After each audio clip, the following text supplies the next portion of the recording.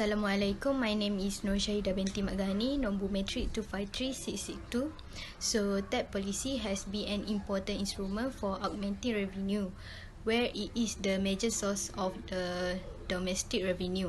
It is also an important instrument for attaining a proper pattern of resource allocation, distribution of income and wealth, reduction of poverty among people and economic stability in order that the benefit of economic development are evenly distributed. A tax is compulsory payments of money to pay to the government by an individual or organisation as the government cover its expenses on various public functions, and it is interfering in political, economic and society life without direct return of the benefit to be derived by the taxpayer. In other words, there is no direct return to the taxpayer for what he pays. Though public is generally derived a common benefit, thus tax is a mandatory distribution collected by the government to meet the expenses of various public functions. Taxation is levied for service or benefit. The public economy requires the supply of its wants, and taxation is the mode of meeting whatever proportion of those wants remain unsatisfied from other part of the public revenue. The produce of taxation has unfortunately been only too often misapplied and resulted in injury rather than gains. But the tax imposing body must be regarded as the final arbiter of the justice of its wants. In content Malaysia, there are two types of tax, namely direct tax and indirect tax. The role of direct tax collection is carried out by the Inland Revenue Board (IRB) and the Royal Malaysia Customs Department (KDM) account for collecting indirect tax. Direct tax such as income tax, corporate tax, individual tax and petroleum tax and stamp duty are referred to tax levied directly on individuals who must pay it compulsorily.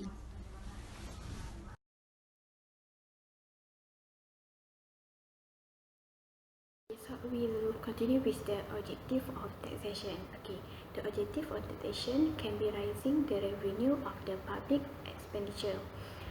For the taxation policy, they have some of non-revenue objective that used in economic policy. So the objective of taxation in modern public finance, for the first, they have economic development that use a large conditions to grow a capital formation in our country. So the proper tax planning are the ratio of the saving through the nation income that can be rising, and the price stability is to ensure that the taxation was stable. The price stable known as a short run. So the rising of the rate of the direct tax is the private that can be spending to be controlled. I think that's all for me.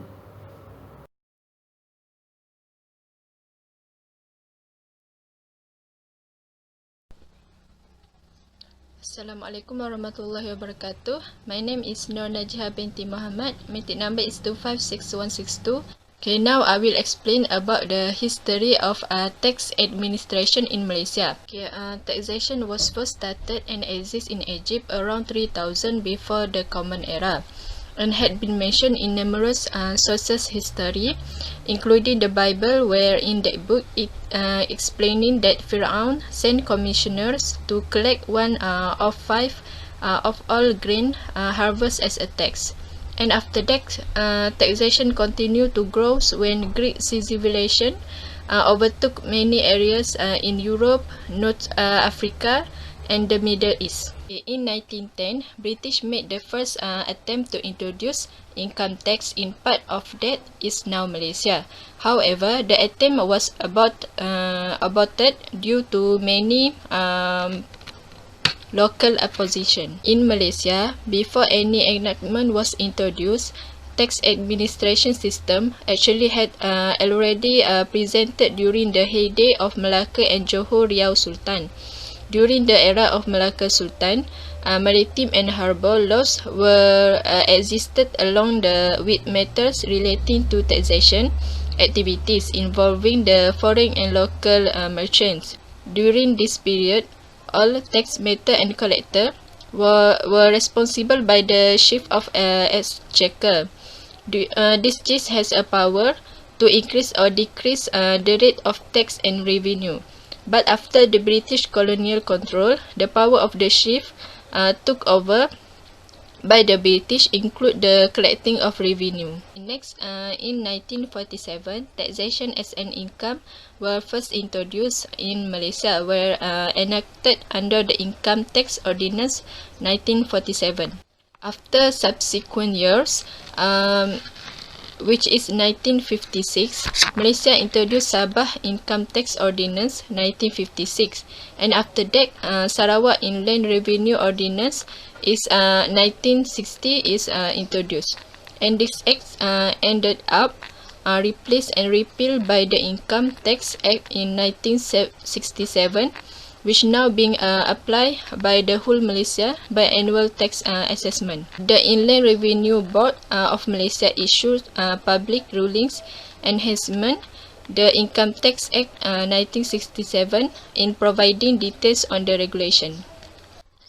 That's all from me. Thank you. I will pass to my friend. My name is Nunaswa binti Umar, 252868. I would like to present about types of tax in Malaysia. There are two different kinds of tax in Malaysia, which are direct and indirect tax. Direct tax is levied on income and activity conducted, while indirect tax is levied on product or service. Direct tax is paid directly by person concerned, while indirect tax is paid by one person, but he recover the same from another person. For example, person who actually bear the tax ultimate consumer. Direct tax is paid after the income reach in the hand of the taxpayer, while indirect tax is paid before good or service reach the taxpayer. Tax collection for direct tax is difficult, while indirect tax relatively easier. Example for direct tax such as income tax, wealth tax, and etc. For indirect tax such as GST, excise duty, custom duty, sale tax, service.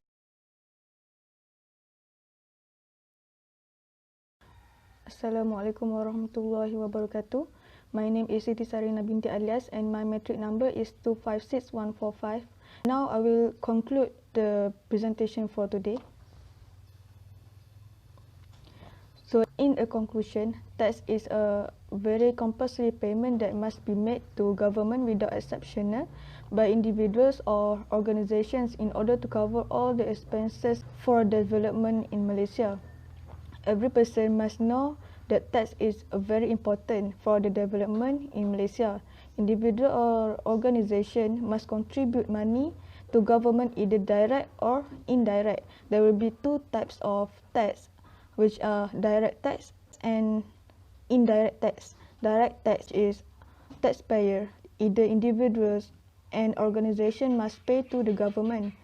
So for the example that you can see is income tax, stamp duty, and so on. For the second type is indirect tax, which means applied to manufacturer or seller. The example that we can see is sale and service tax, SST, exercise duty, import duty, and so on. Tax advantage refers to the economic bonus which applies to certain accounts or investments which are tax deferred, tax reduced, or tax free. The government established the tax advantage to encourage individuals to contribute money when it is considered to be in the public interest. That's all from us. Thank you.